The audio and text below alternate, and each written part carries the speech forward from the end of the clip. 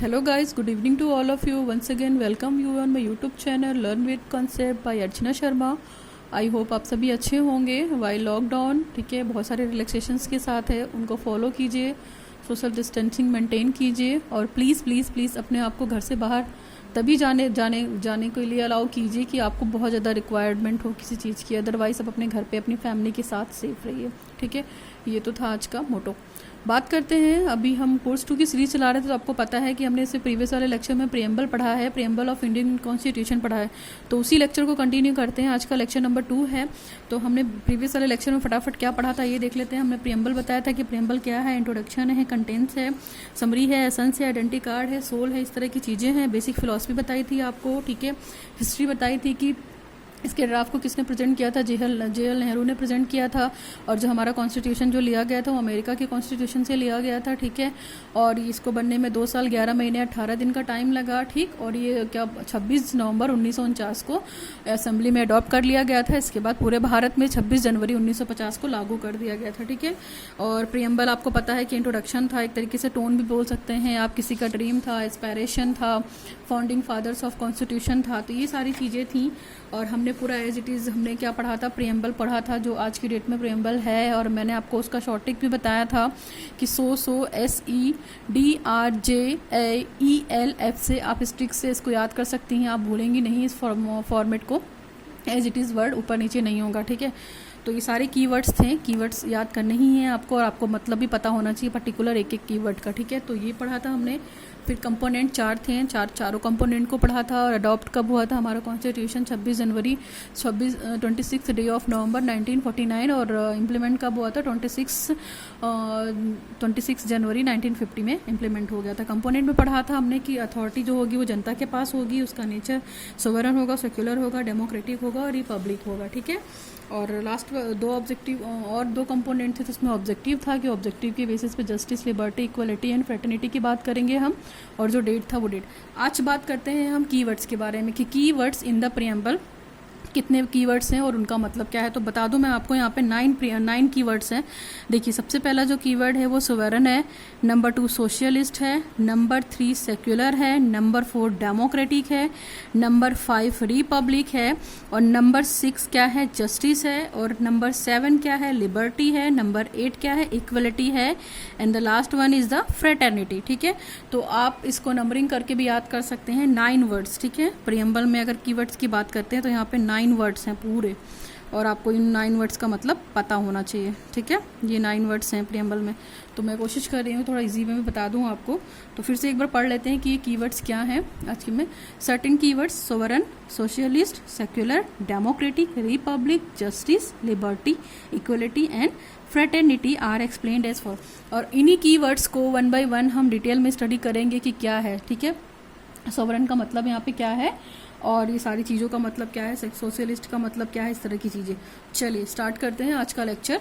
ठीक, सोवरन. सबसे पहले अगर हम बात करते हैं सोवरन का मतलब यहाँ पे क्या हुआ, संपूर्ण प्रभुत्व. संपूर्ण प्रभुत्व का मतलब समझ रहे हैं आप कि आपका ही शासन हो सब कुछ तरीके से देखा जाए तो. संपूर्ण प्रभुत्व संपन्न. ठीक, इस चीज़ को याद रखिएगा. सोवरन का मतलब संपूर्ण प्रभुत्व संपन्न. ये क्या है, ये नेचर एक इसका देखा जाए तो. मैंने आपको नेचर पढ़ाया था ना कंपोनेंट में, दूसरा टॉपिक था, दूसरा पॉइंट था, तो नेचर है ये. तो India is neither dependency nor a dominance of any other nation. देखिए, इंडिया ना तो किसी कंट्री पे डिपेंड है और ना ही किसी कंट्री के अधीन है, बल्कि वो एक इंडिपेंडेंट स्टेट है. Okay, India is neither a dependency और nor a dominion of any other nation but an independent state. तो बता दूं मैं आपको कि इंडिया ना तो किसी तरीके से किसी कंट्री पे डिपेंडेड है, नेशन पे डिपेंडेड है, और ना ही किसी के अधीन है. ठीक, टिल 15 अगस्त 1947 को हमारा देश आज़ाद हुआ था, डिपेंडेंसी ऑफ भारत. ठीक है, और 15 अगस्त 1947 से 26 जनवरी. ठीक है, तो ये डोमिनेंट की डेट थी कि हम जब भारत हमारा जब आज़ाद हुआ था उसके बाद हमें फ्रीडम मिली थी. ठीक है, तो उसके बाद संपूर्ण प्रभुत्व संपन्न कॉन्स्टिट्यूशन में ये वर्ड है जो उसका नेचर है किसका, भारतीय संविधान की जो प्रस्तावना हम पढ़ रहे थे उसमें. नेक्स्ट है हमारा नो अथॉरिटी अबव इट. इसके ऊपर कुछ नहीं है. And it is free to conduct its own affairs. ठीक है, भारत की जनता पूरी तरीके से फ्री है अपने आप को यहाँ पे अप्लाई करने के लिए या अपने आप को चलाने के लिए, ठीक है, उसको किसी की अथॉरिटी की ज़रूरत नहीं है, चाहे वो इंटरनली हो चाहे वो एक्सटर्नली हो, यानी कि संपूर्ण प्रभुत्व संपन्न की बात करते हैं हम। UNO 1945 plus Commonwealth of Nations member. India क्या है आपको बता दें, कॉमनवेल्थ ऑफ नेशन में मेंबर है ये, ठीक है, United Nation of Organization, United Nation Organization में ये कॉमनवेल्थ नेशन का मेंबर है ये इंडिया, ठीक है। तो being a sovereign state, India can either acquire a foreign territory or cede a part of its territory in favor of foreign state, ठीक है। इंडिया हमारे कॉमनवेल्थ नेशन में मेंबर है और वो क्या है, एक फॉरेन टेरिटरी का एक पार्ट है देखा जाए तो, और वो फेवर में है, इंडिया इसके फेवर में बात करती है जो वो फॉरेन स्टेट है, ठीक है। तो इससे कोई दिक्कत नहीं है। नेक्स्ट जो हमारा है, नेक्स्ट हमारा बात करते हैं सोशलिस्ट। सोशलिस्ट का मतलब यहाँ पे आप समझ सकते हैं, ये वर्ड से आप फेमिलियर होंगे, समाजवाद, ठीक है। यहाँ पे समाजवाद यानी कि समाज में जो पीपल रहते हैं, जो मिलजुल कर रहते हैं, सारी एक्टिविटी कहते हैं, और जो सोसाइटी में जो एक्टिविटीज़ होती हैं वो सारी ही सोसाइटी के अंदर आती हैं और ये सोशलिस्ट कहलाता है। तो ये सोशलिस्ट क्या है, देखिए समाजवाद में पढ़ने की कोशिश करते हैं। तो इसमें introduced by the 42 constitution of amendment, ये 42वां जो संशोधन हुआ था कॉन्स्टिट्यूशन ऑफ अमेंडमेंट 1976 में पहली बार हुआ था, और ये पहला ही कॉन्स्टिट्यूशन, इसके बाद कोई भी अमेंडमेंट इंडियन प्रेम्बल में नहीं हुआ है। इस चीज़ को मैंने प्रीवियस वाले लेक्चर में बताया था, इस चीज़ को आप याद रखिएगा। 1976 में पहला अमेंडमेंट हुआ था जिसको जो 42वां संशोधन के नाम से प्रसिद्ध है। What was hitherto implicit in the constitution, क्या था उसके भारत में, मतलब उसमें कॉन्स्टिट्यूशन में क्या था, ये सारी चीज़ों की बात की गई थी समाजवादी में। Has now been made explicit, उन सब चीज़ों से निकलकर वो बाहर आए। अगर बात की जाए तो आबादी सेशन रेवोल्यूशन था उस समय 1955 में, तो ये सारी चीज़ें थी, ठीक। एक तरीके से देखा जाए तो क्या है, ये सोर्स है, हम भारत के लोग क्या हैं, इंडियन कॉन्स्टिट्यूशन का सोर्स हैं, ठीक है। और जो व्यक्ति है वो वहाँ की गरिमा है देखा जाए तो एक तरीके से। नाउ तो सोशलिस्ट में क्या बात करते हैं, डेमोक्रेटिक का मतलब आप फ्री हैं, डेमोक्रेटिक का मतलब आप हर तरह से फ्री हैं। डेमोक्रेसी जब हम पढ़ते हैं तो हम पढ़ते हैं कि पावर ऑफ द पीपल है यहाँ पे। नॉट कम्युनिस्टिक सोशलिज्म, यानी कि किसी से कंबाइंड नहीं है, किसी से जुड़ा हुआ नहीं है। कम्युनिस्टिक सोशलिज्म नहीं है, डेमोक्रेटिक सोशलिज्म है, यानी स्टेट वाइज है। यानी कि democratic socialism aims to end poverty, इसका मतलब क्या, मकसद क्या था कि जो ये समाजवादी लोग हैं तो वो पॉवर्टी को इग्नोर करेंगे, ठीक है। बीमारी हो गई, उसके बाद इनइक्वालिटी हो गई, अपॉर्चुनिटी हो गई, तो इन सब चीज़ों को लाकर हम क्या कर सकते थे, सोसाइटी में थोड़ा सा कमी ला सकते थे कि भारत के लोग उनको फ्री कर दिया जाए, जनता के शासन के हिसाब से उनको जीने दिया जाए। उनका जो उद्देश्य है, चाहे उनका उद्देश्य क्या, देखो उनका उद्देश्य क्या था जिसने भी कॉन्स्टिट्यूशन प्रेजेंट किया था, ठीक है। तो कॉन्स्टिट्यूशन जब अडॉप्ट हुआ था तो डॉक्टर भीमराव अम्बेडकर का यही उद्देश्य था कि भारत से गरीबी खत्म की जाए, जो इग्नोरेंस है वो ख़त्म की जाए, बीमारी ख़त्म की जाए, असमानता ख़त्म की जाए, और उनको भी लाइफ में जीने का अवसर दिया जाए, ठीक है। समाज में रहकर उन्हें भी अच्छे काम करने दिए जाए। Indian socialism is a blend by the Marxism, आपको पता है कि ये मार्क्सिज्म की जो भारतीय समाजवाद है वो मार्क्सिज्म की थ्योरी पे बेस्ड है, यानी कि कार्ल मार्क्सिज्म। आपको पता है कि सर्वाहारा ग्रुप होता है तो जो मिडिल क्लास फैमिली वो एडजस्ट कर लेता है, लेकिन जो लोअर क्लास के लोग हैं उनका हमेशा शोषण होता है। वो शोषण कौन करते हैं, उससे अपर कास्ट के लोग करते हैं। तो caste, lower caste, upper caste के बारे में और कास्टिज्म की थ्योरी और सोसाइटी की थ्योरी जो थी, इंडियन सोशलिज्म के बारे में जो बात की थी वो कार्ल मार्क्स ने की थी, और इन्हें फादर भी बोला जाता है कार्ल मार्क्स को, ठीक है, father of Indian socialism. Marxism की अगर हम बात करते हैं, मार्क्सवाद का सिद्धांत भी है, आप लोगों ने पढ़ा होगा, एमएड में भी है, और कहीं ना कहीं सोशोलॉजी में बहुत ज़्यादा है, ठीक है। और देखा जाए तो हमारे जो समाजवादी या सोशलिस्ट सोर्स है, मतलब नेचर है उसका, इंडियन कॉन्स्टिट्यूशन का, इंडियन प्रियम्बल का, तो वो कहीं ना कहीं देखिए गांधीज़म पे काफ़ी फेमस, यानी कि हमें अहिंसा नहीं अपनानी है। गांधीज़म की बात की थी, लर्निंग हेविली टुवार्ड्स दी गांधीयन सोशलिज्म, कहीं ना कहीं इर्द गिर्द गांधी जी के कॉन्सेप्ट पे घूमती है कि गांधी जी ने सत्य के वचनों पे चलने को तो कहा था, लेकिन हिंसा का मार्ग अपनाने से मना किया था, अहिंसा की बात की थी इन्होंने, ठीक है। तो ये जो समाजवादी है, भारत की समाजवादी व्यवस्था है, वो कहीं ना कहीं गांधी जी के सिस्टम को फॉलो करती है देखा जाए तो, ठीक है। तो जिसमें ये सारी चीज़ें होती है। दूसरा हमारा कीवर्ड था सोशलिस्ट, ठीक है। तो सोशलिस्ट में ही और हम थोड़ा आगे कंटिन्यू करते हैं। द न्यू इकोनॉमिक पॉलिसी, फिर 1991 में इंडिया की इकोनॉमिक पॉलिसी आई थी। आपको बता दूं, मैं जब इससे पहले वाले लेक्चर में आप लोगों ने एलपीजी पढ़ा है, ठीक है। तो ये 1990 से 1991 में इंडिया में बहुत सारा क्रांति लेकर आई थी, जिससे हमारा इंडिया का जो इकोनॉमिक पॉलिसी रेट था वो बहुत अच्छा हो गया था, इकोनॉमिक डेवलपमेंट काफ़ी फास्ट हुआ। तो the new economic policy in 1991 of liberalisation, privatisation and last में ग्लोबलाइजेशन थी। तो however diluted the socialist credentials to the Indian state, भारतीय स्टेट को, भारतीय देश को बहुत ज़्यादा फायदा हुआ था ये लाने में, ठीक है। इस समय जो देखा जाए तो इसमें इनका हाथ था डॉक्टर नरसिम्हा थे शायद उस समय, ठीक है। इसके बाद डॉक्टर मनमोहन सिंह थे, तो डॉक्टर मनमोहन सिंह को ही इसका क्रेडिट जाता है एलपीजी के कॉन्सेप्ट को लाने में। उन्होंने ही बताया था कि इंडिया इकोनॉमी को सुधारना बहुत ज़रूरी है, और अगर सुधारा नहीं गया तो हमारा इंडियन स्ट्रक्चर का ढांचा आर्थिक तौर पर बहुत कमज़ोर हो जाएगा और बिखर जाएगा। तो ये क्रेडिट उन्हीं को जाता है, डॉक्टर मनमोहन सिंह उस समय थे, ठीक है, डॉक्टर मनमोहन सिंह। और ये मनमोहन सिंह को बता दें, ये अपना इनका जो मतलब वो है डिग्री है इकोनॉमिक्स में, ये हार्वर्ड यूनिवर्सिटी से इन्होंने इकोनॉमिक्स में पीजी कर रखा है, और भी क्वालिफिकेशन होंगी, ठीक है। तो ये मेरी नॉलेज की, आपकी नॉलेज के लिए था, जो मुझे पता था मैंने बता दिया आपको। तो एलपीजी का कॉन्सेप्ट भी आ गया था उस समय, तो आप समझ सकते हैं कि भारत की स्थिति काफ़ी अच्छी हो गई थी। स्टेट की बात करते हैं, type of state on the basis of the attitude of the state towards the religion, मतलब रिलीजन के कास्ट पे अगर देखा जाए तो 3 तरीके की स्टेट को डिफाइन किया गया, कंसीव्ड किया गया सोवरेनिटी, ठीक है, सोशलिस्ट में। तो पहला है ऑथिस्टिक स्टेट। ऑथिस्टिक का मतलब आस्तिक स्टेट जो है, तो the state is anti religion and hence condemns on religion. ये स्टेट क्या है, एंटी रिलीजन है, मतलब ये धर्म वर्म में बिलीव नहीं करता है किसी भी तरीके से, ठीक है। तो इसमें कौन कौन से स्टेट हैं, अल्बानिया है, ठीक है, एंड कोरिया है, नॉर्थ कोरिया जिसको हम बोल सकते हैं, और चाइना है, जो ये किसी भी तरीके की कोई भी धर्म को नहीं मानते हैं, एंटी रिलीजन क्या है, स्टेट हैं, ठीक है। तो आप इनको याद रखिएगा, Albania, north Korea and China, ये एथिस्टिक स्टेट हैं, ठीक। नेक्स्ट है हमारा थियोक्रेटिक स्टेट। थियोक्रेटिक स्टेट का मतलब सैद्धांतिक पे, जो थ्योरी पे बात की जाती है, सैद्धांतिक state. The state is pro religion, ठीक है, and hence declares one particular religion as the state. यानी कि ये पर्टिकुलर, ये स्टेट वैसे स्टेट होते हैं जहाँ पे पर्टिकुलर एक ही तरह का धर्म या एक ही तरह के रिलीजन की बात करते हैं, ठीक है, वो वहीं पे फॉलो किया। तो इसके अलावा ये बाहर से किसी भी धर्म के रिलीजन को अलाउ नहीं करेंगे, ठीक है, और किसी भी धर्म की जाति को एज इट इज एक्सेप्ट नहीं करेंगे, ना कुछ। इनका पर्टिकुलर क्या है, उन्हीं उसी स्टेट में, जो स्टेट हैं, जिस स्टेट में हैं ये लोग, उसी स्टेट के धर्म को फॉलो करेंगे। तो इसका एग्जाम्पल अगर हम देखेंगे तो बांग्लादेश है, बर्मा है, श्रीलंका है, पाकिस्तान है एंड सो ऑन। तो ये अपना अपना क्या है, ये अपना अपना धर्म फॉलो करते हैं अपने स्टेट के हिसाब से, इसको बोलते हैं थियोक्रेटिक स्टेट। नेक्स्ट स्टेट है हमारा सेक्युलर। सेक्युलर स्टेट का मतलब आप समझ रहे हैं, समाजवाद एक तरीके से देखा जाए तो the state is neutral in the matter of religion and hence. तो न्यूट्रल का मतलब है कि ये हर तरह के धर्म को अडॉप्ट करेंगे, हर तरह के कल्चर को अडॉप्ट करेंगे, हर तरह के कास्ट को अडॉप्ट करेंगे, जिसमें हमारा इंडिया है और यूएसए है। तो आपको पता है कि भारत में हर तरह के लोग रहते हैं, तो भारत क्या है, सेक्युलर स्टेट है। ये वर्ड भी आप इस चीज़ को याद रखिएगा कि India is a secularism country, ठीक है। तो धर्मनिरपेक्षता की बात की गई है यहाँ पे, तो हर तरह के धर्म को अलाउ किया गया है।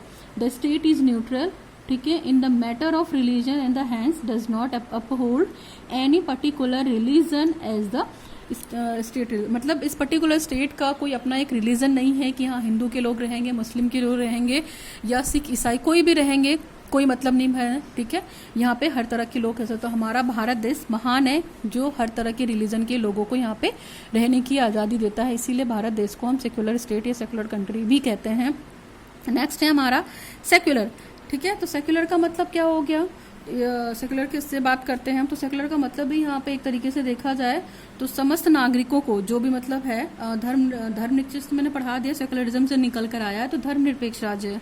The word added by the 42 CAA। तो जब ये सेक्युलर वर्ड जो ऐड किया गया था, ये जो 42वां संशोधन हुआ था, कॉन्स्टिट्यूशन अमेंडमेंट एक्ट जो हुआ था, CCA का मतलब यहाँ पे कॉन्स्टिट्यूशन अमेंडमेंट एक्ट 42, ठीक है, इस चीज़ को याद रखिएगा आप, कॉन्स्टिट्यूशन अमेंडमेंट एक्ट। यहाँ पे मैं लिख दूँ, आप याद रखिएगा, बहुत सिंपल सा है, ठीक है। CAA, see it means constituent हो गया, ठीक है, constituent amendment and that is act. तो ये वर्ड जो फैमिलियर हुआ था वो कौन सा था, वो 42 सेकेंड अमेंडमेंट, ठीक है। तो ये 42 सेकेंड अमेंडमेंट था कॉन्स्टिट्यूशन का जो कि ऐड हुआ था। इसमें आर्टिकल 25 था, तो आर्टिकल 25 बता दें आपको फंडामेंटल राइट का ही है, और उसमें भी फ्रीडम ऑफ रिलीजन की बात करते हैं, मतलब धर्म से मुक्ति की बात करते हैं कि किसी भी धर्म जाति के लोग भारत में रह सकते हैं।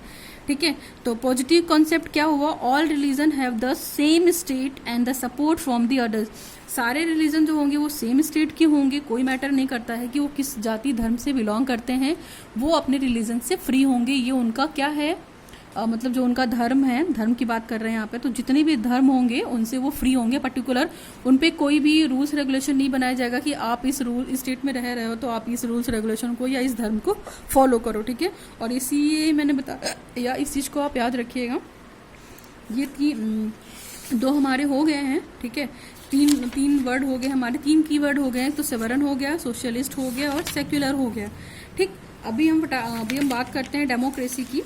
ठीक, तो डेमोक्रेसी की अगर हम बात करें तो डेमोक्रेसी का मतलब आपको पता है कि लोकतांत्रिक गणराज्य। ठीक है, यानी कि सभी को यहाँ पे जीने का अधिकार है। डेमोस प्लस क्रेटिया से बना है ये डेमोक्रेटिक। ठीक है, और डेमोक्रेटिक से निकल कर आता है पावर ऑफ द पीपल, यानी कि यहाँ पे जनता का ही शासन होगा। इसमें पॉलिटिकल है, सोशल है, इकोनॉमिकल है।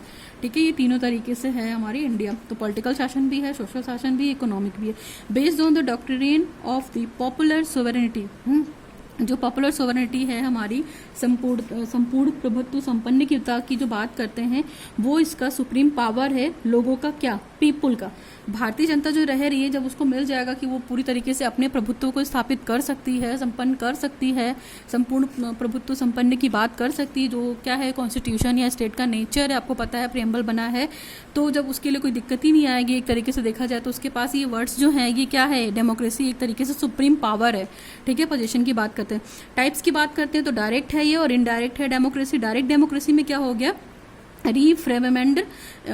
रीफ्रेमेंडम इंस्टीट्यूटेड रिकॉल एंड प्लेबिसिस्ट। ठीक है, तो इसमें क्या है, इसमें सिंगापुर आता है। आपको रिकॉल का मतलब है यहाँ पे कि देखिए आपको पता है डायरेक्ट डेमोक्रेसी का मतलब है कि जो हमारे इंडिया में पीएम चूज किए जाते हैं, हम लोग उसे इलेक्ट करते हैं तभी वो पीएम बनता है या सीएम बनता है।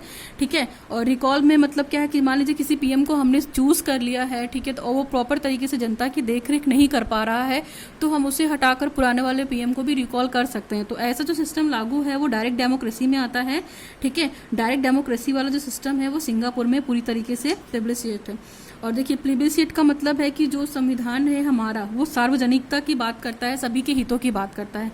तो ये है डायरेक्ट डेमोक्रेसी। इनडायरेक्ट में क्या है, representative democracy is of the 2 kinds. इसमें 2 तरीके के हैं, एक तो पार्लियामेंट्री है प्लस प्रेसिडेंटल है। यानी कि एक को तो जो पार्लियामेंट चूज करते, जैसे हम प्रेसिडेंट की बात करते हैं तो प्रेसिडेंट कौन चूज करता है, पार्लियामेंट चूज करती है। पार्लियामेंट किस बेसिस पे चूज करती है, जो हम अपना वोट देते हैं उसके ओपिनियन की बेसिस पे चूज करती है। और प्रेसिडेंटली जिससे हम अपने प्रेसिडेंट की बात करते हैं तो प्रेसिडेंट को चुनने का अधिकार किसको है, ठीक है, तो पार्लियामेंट को है। तो ये सारी चीज़ें भी क्या है, इनडायरेक्ट वे में इनडायरेक्ट डेमोक्रेसी में आती है। तो ये रहा आपका डायरेक्ट डेमोक्रेसी और ये है इनडायरेक्ट डेमोक्रेसी। आई थिंक आपको दिक्कत नहीं होगी, और फिर भी कोई भी दिक्कत होती है तो आप मुझसे पूछ लीजिएगा। डायरेक्ट और इनडायरेक्ट डेमोक्रेसी जरूर याद रखिएगा। डायरेक्ट डेमोक्रेसी में सिंगापुर कंट्री है, जहाँ पर क्या है, वहाँ पे भी यही है कि डायरेक्ट डेमोक्रेसी का मतलब है वहाँ पे हम चूज कर लेंगे। लेकिन जैसे एग्जांपल अगर हम यूएसए की बात करते हैं तो वहाँ पे भी अगर ट्रम्प को चूज किया गया तो किसके बेसिस पे किया था, डायरेक्टली तो चूज किया गया था, लेकिन कहीं ना कहीं वोट या ओपिनियन था या जो इलेक्टेड थी वो चीजें थी। इनडायरेक्ट में क्या होता है कि यहाँ पे पीपुल की बात की जाती है, हमें वोट देने का हक है। जैसे हम अपनी बात करते हैं तो इंडिया में वोट देने का हक है, हम अपने पीएम को और अपने सीएम को कैसे चूज करते हैं, बाय द इलेक्शन, ठीक है, वोटिंग के माध्यम से चूज करते हैं। तो ये इनडायरेक्ट वे है। ठीक, इसमें 2 वर्ड और हैं, आप to stabilise and egalitarian social and order rendering to every citizen social economic and political justice in a social and economical democracy of the Bharat. तो आपको बता दूं मैं कि भारत में जो डेमोक्रेसी है वो इनडायरेक्ट है। इनडायरेक्ट इन द सेंस है कि किसी को भी डायरेक्टली हम पीएम और सीएम नहीं बना सकते हैं। ठीक है, जैसे प्रेसिडेंट की बात कर सकते हैं तो हमारे राष्ट्रपति कोविंद हैं, ठीक है, कोविंद राष्ट्रपति जो हमारे कोविंद हैं उनको भी अगर हमने चूज़ किया है तो पार्लियामेंट में जिन मेंबर्स ने चूज़ किया है वो एक ओपिनियन जो आता है, ठीक है, एग्जिट पोल का ओपिनियन आता है उसके माध्यम से, या जो वोटिंग होती है उसके माध्यम से, ठीक है, इंटरनली अपना जो भी सेटअप होता है उसके माध्यम से चूज़ करते हैं। और एक नहीं है कि हमारा केवल एक ही दावेदार था। आप प्रेसिडेंट कोविंद की बात करते हैं तो वो एससी कैटेगरी के हैं, ठीक है, तो उनके लिए भी क्या हुआ, वो एससी कैटेगरी के हैं, लेकिन हमारे क्या हैं, हमारे प्रेसिडेंट हैं। तो आप इस चीज़ को याद रखिएगा। और हमारे जो प्राइम मिनिस्टर हैं इस चीज़ को जानते हैं। तो ये सारी चीज़ें भी हैं। तो ये हमारे इंडिया में है इनडायरेक्ट वे में, ठीक है। इनडायरेक्ट अगर हम बात करते हैं तो इनडायरेक्ट वे ऑफ डेमोक्रेसी। और डायरेक्ट डेमोक्रेसी का मतलब है कि जहाँ पे पर्टिकुलर वोट तो नहीं लिया जाएगा, लेकिन लोगों को चूज़ कर दिया जाएगा, और जो चूज़ करेंगे वो ओपिनियन के आधार पे कर देंगे। That is more about the today's lecture. अगर आपको ये लेक्चर समझ में आ रहा है, आपको पसंद आ रहा है, तो प्लीज़ आप लोगों तक शेयर कीजिए, सब्सक्राइब कीजिए। इसके आगे का जो लेक्चर होगा, जो बचे हुए कीवर्ड हैं, रिपब्लिक, जस्टिस, ये सारी बातें हम नेक्स्ट वाले लेक्चर में करेंगे। आज के लिए इतना ही। Thanks for watching the video. Please subscribe my channel learn with concept by Archana Sharma. Thanks. Signing off, Archana Sharma.